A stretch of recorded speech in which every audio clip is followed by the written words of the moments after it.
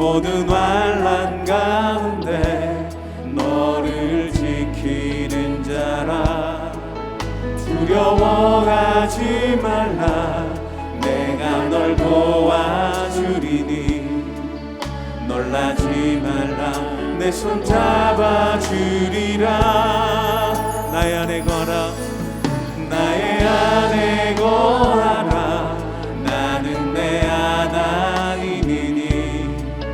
모든 환난 가운데 너를 지키는 자라. 두려워하지 말라. 내가 널 도와주리니. 놀라지 말라. 내 손 잡아주리라. 내가 너를 지명하여 불렀나니 너는 내 것이라. 내 것이라. 너의 하나님이라.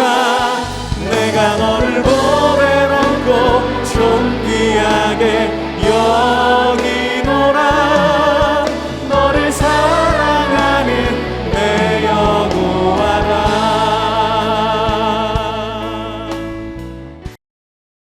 제 21장.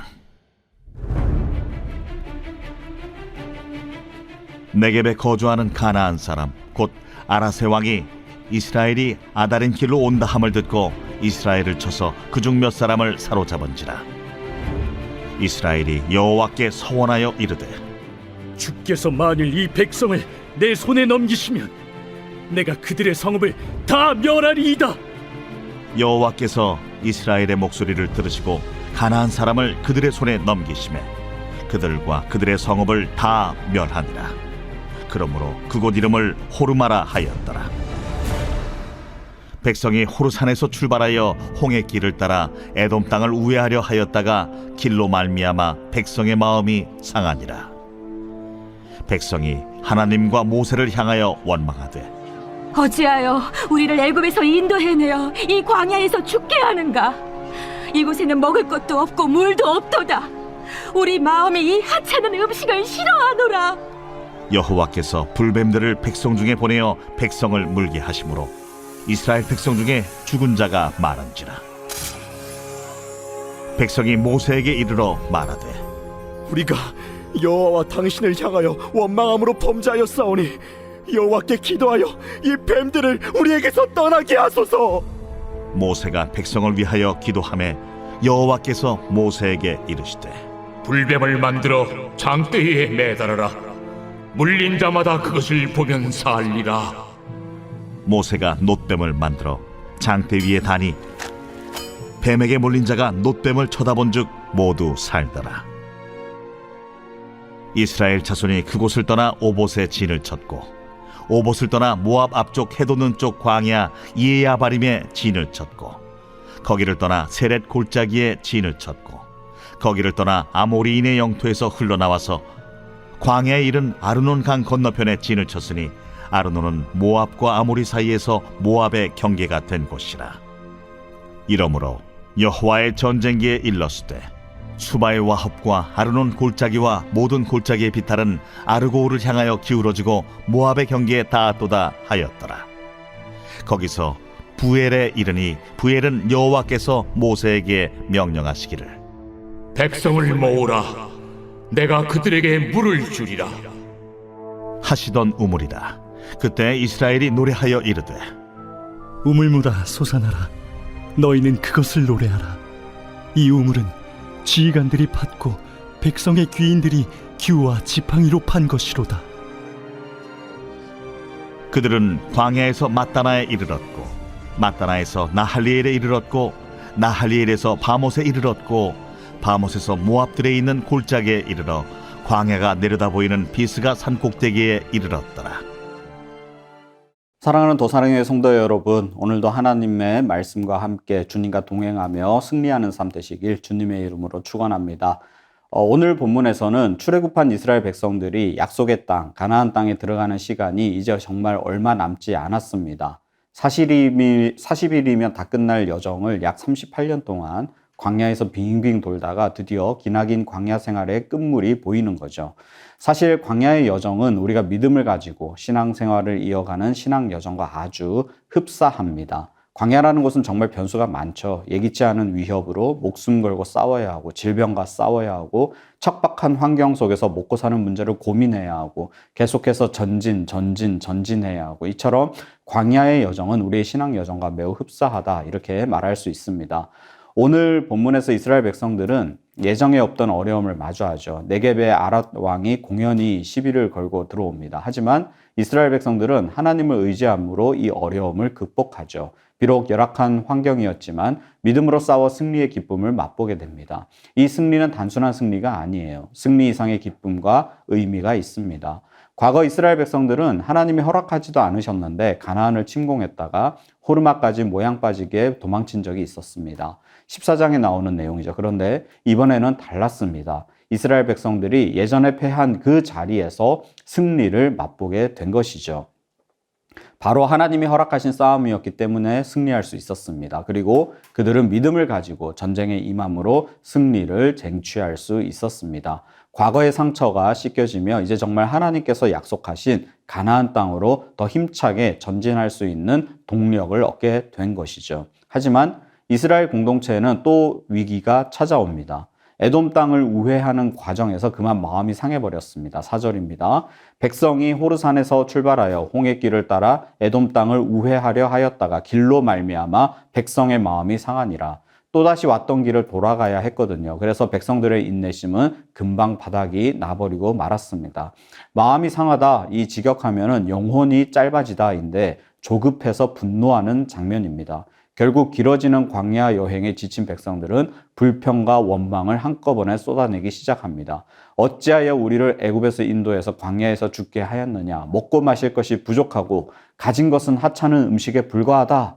일종의 패턴이죠. 광야 이스라엘 백성들의 불평 시그니처. 얼마 전에 하나님의 도우심으로 큰 승리를 맛보는 간증이 있었음에도 금세 불편함으로 인한 불평이 터져나오기 시작한 것입니다. 결국 이스라엘 백성들은 하나님의 징계를 받게 됩니다. 불뱀으로 표현되는 독사가 이스라엘 진영 곳곳을 헤집고 다니므로 독사에 물려 죽는 사람들이 증가하기 시작했습니다. 결국 모세의 중보로 화를 겨우 면하기는 했습니다만 광야 여정도 힘들어 죽겠는데 거기에 하나님의 징계까지 더해져서 사면 초가의 위기에 처한 이스라엘 백성들입니다. 이스라엘 백성들이 약속의 땅에 들어감에 있어서 가장 큰 장애물은 광야의 척박함도 적들의 공격도 아니에요. 바로 원망을 통한 불신입니다. 불신이 이스라엘 백성들의 영혼의 광야였던 것입니다. 우리가 다윗을 생각해 보면 다윗 또한 인생에 수많은 고난을 겪었죠. 척박한 상황, 위급한 상황, 목숨이 경각에 달한 상황에 처한 적이 한두 번이 아닙니다. 그럴 때마다 그는 하나님을 의지했습니다. 다윗이 처한 상황은 광야와 같은 어려운 상황이었지만 그는 바로 그 자리에서 원망 대신 하나님을 앙망했습니다. 그러자 그는 평강, 샬롬을 누리게 되었죠. 구원의 손길을 베푸시는 하나님이 전능하신 하나님의 팔에 자신의 모든 것을 의탁하기 시작합니다.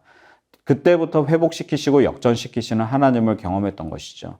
다윗이 지은 수많은 시편이 이러한 것들을 나타내 보여줍니다. 이것이 바로 최고의 예배자라 일컫는 다윗의 패턴이었습니다. 사랑하는 성도 여러분, 하나님께서 약속하신 것은 반드시 이루어 주십니다. 왜냐하면 하나님은 신실하시기 때문에 그렇습니다. 이스라엘 백성들에게 하나님은 가나안 땅을 약속하셨습니다. 하지만 그 땅을 차지하기까지, 바꿔서 말하면 하나님의 약속이 성취되기까지는 시간이 오래 걸렸어요. 그것은 이스라엘 백성들 앞에 광야라는 물리적 환경 때문이 아니라 원망이라고 하는 영적인 광야에서 그들이 좌충우돌 헤맸기 때문입니다. 하나님이 보시기에 원망, 불평은 불신앙으로 간주되기 때문입니다. 우리가 하나님으로부터 약속의 말씀을 받았다면 그것을 대하는 태도가 믿음이냐 아니냐는 내가 처한 환경 속에서 은근한 불평과 원망이 있느냐 아니면 감사와 찬양이 있느냐가 하나의 바로메터가 된다는 점을 기억하시기 바랍니다. 하나님은 약속하신 것은 반드시 이루어 주십니다. 신실하시기 때문에 그렇다 말씀드렸죠. 그러한 하나님의 속성은 결코 변하지 않습니다. 하지만 하나님은 언제나 우리의 믿음을 달아보신다는 사실을 기억해야 합니다.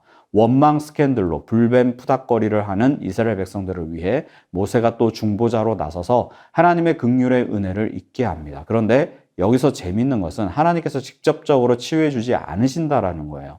장대에 달린 노뱀을 쳐다보면 낫게 된다라는 것이죠. 노뱀이 무슨 영험한 효용이 있느냐? 그렇지 않습니다. 그러면 아닌 밤중에 홍두깨도 아니고 갑자기 뜬금없는 말씀을 왜 주셨을까? 이스라엘 백성들의 믿음을 보시기 위함이죠. 노뱀이 중요한 게 아니라 장대에 달린 노뱀을 쳐다본 자는 살리라 라는 하나님의 말씀에 믿음으로 반응하며 순종하느냐, 아니면 무슨 헛소리야, 고쳐달라 그랬더니 지금 장난쳐? 하는 심정으로 또다시 불신앙의 모습을 보이느냐. 하나님은 그것을 달아보신 것입니다. 결국 그 말씀에 믿음으로 반응하여 순종한 이스라엘 백성들은 고침, 회복을 받는 역사를 경험하게 되죠. 우리도 언제나 하나님이 우리의 믿음을 달아보시고 또 우리의 믿음을 위해 연단하신다는 사실을 꼭 기억해야 합니다. 우리가 광야와 같은 이 신앙의 여정을 걸어갈 때에 우리의 시선은 우리를 위해 죽으신 예수 그리스도의 십자가를 바라보며 오히려 나를 위해 고통당하신 주님으로 감사할 수 있는가, 아니면 지금 상황에서 십자가는 무슨 소용이 있어, 내가 지금 당장 죽게 생겼는데 하면서 십자가를 거부하는 불신앙의 모습을 보이고 있지는 않은지 깊이 우리가 생각해 봐야 한다라는 거예요. 우리가 아무리 바쁘고 힘든 일상을 하루하루 보낸다 하더라도 정말 마음을 다해 전심으로 예수 그리스도와 십자가를 10분만 깊이 묵상한다면 우리를 둘러싼 모든 환경을 이겨낼 수 있는 힘을 얻게 됩니다. 왜냐하면 부활의 소망이 우리를 감싸기 때문에 그래요. 구원의 그 밝은 빛이 우리를 향해 비춰주기 때문에 우리는 그 순간 불평불만이 아닌 기쁨과 감사의 노래로 하나님께 나아갈 수 있는 것입니다. 나를 위해 독생자를 아끼지 않으신 사랑을 낭비하신 그 하나님이 나에게 소망이 되시기에, 그 소망의 하나님이 나와 함께 하시기에 우리는 주신 말씀이 내 삶 가운데 반드시 이루어질 것을 소망함으로 한 걸음 한 걸음 전진할 수 있는 것이죠. 하나님은 기어이 우리를 약속하신 대로 이루어 주실 것이기에 인내함으로 믿음으로 주님을 바라보게 되는 것입니다. 결국 오늘 본문 10절에서 20절까지는 이스라엘 백성들이 광야에 계속되는 광야 여정에서 기쁨의 찬양이 터져나오는 장면을 보게 됩니다. 17절입니다. 그때에 이스라엘이 노래하여 이르되 우물물아 솟아나라, 너희는 그것을 노래하라. 여러 곳을 거치는 중에 부엘에 이르니 너무나 감사하게도 하나님이 물을 예비해 놓고 계셨습니다. 뜻하지 않은 하나님의 그 선물에 백성들은 은혜를 노래하며 기쁨으로 충만해지는 것을 경험하는 것이죠. 광야 여정이 꼭 고되기만 한 것은 아닙니다. 하나님은 곳곳에서 기쁨을 주시는 선물들을 예비하시고 긍휼과 위로와 자비를 베풀어 주시는 것입니다. 사랑하는 성도 여러분, 진짜 위험한 광야는 물리적 광야가 아니에요.